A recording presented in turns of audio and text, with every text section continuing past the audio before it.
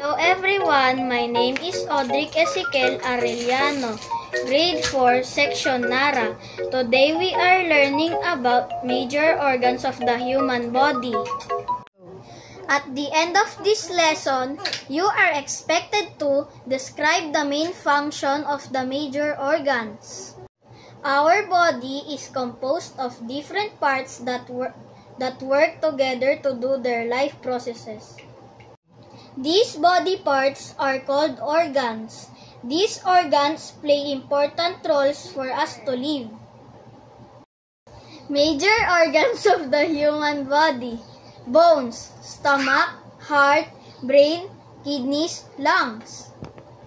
These major organs are important to perform all our daily activity. Can you describe the function of each major organs of your body? The important organ in our body: bones. Our body is composed of different types of bones. Bones are structural foundation for us to stand straight and form the shape in our body. They also serve to protect most of our internal organs. For instance, the skull helps to protect the brain. The backbones protect the spinal cord. And the ribs that form the cage shield the heart and lungs. The pelvic bones support our body when we are sitting. The bones in our body are also connected with each other. The point where the two bones meet and connect is called joint. Our joints and muscles allow our bones to move. Another important organ in our body: muscles. Together with joint muscles form the fleshy part that enable body to move. They give shape and form to our body and protect the delicate organs. Another major organ in our body: stomach and intestine. We need food to gain energy for our daily activities.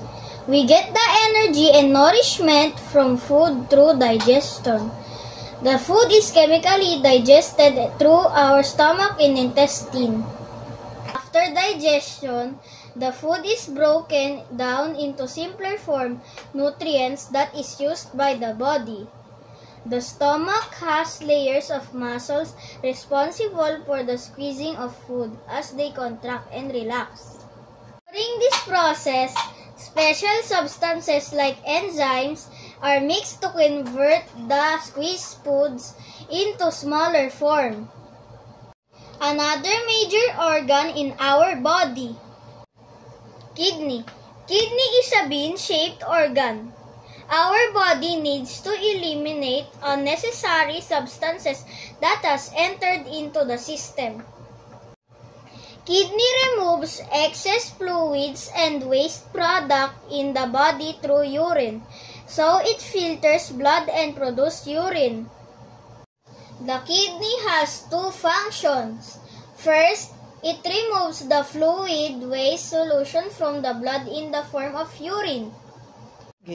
Second, they also keep stable and balance the other substances and the salts in the blood and produce hormones that aid in the formation of blood.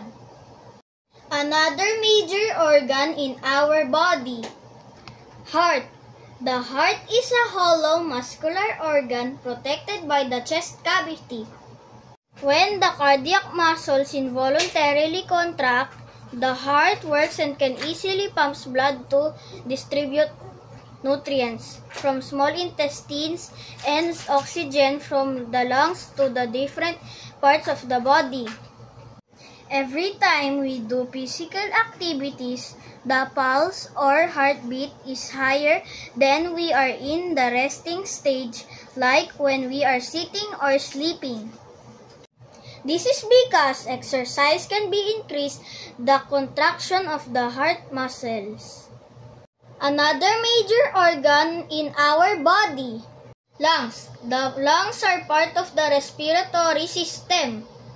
It supplies oxygen in the body.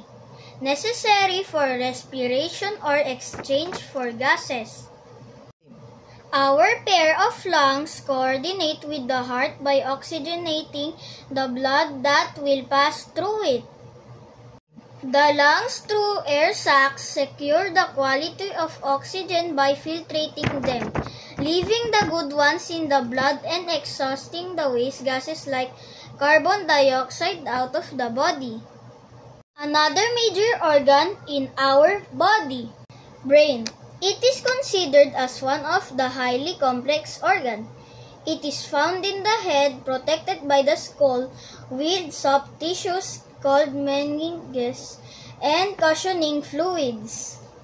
It contains billions of units of neurons for the processing of information and controls of thoughts, memory, and other organs.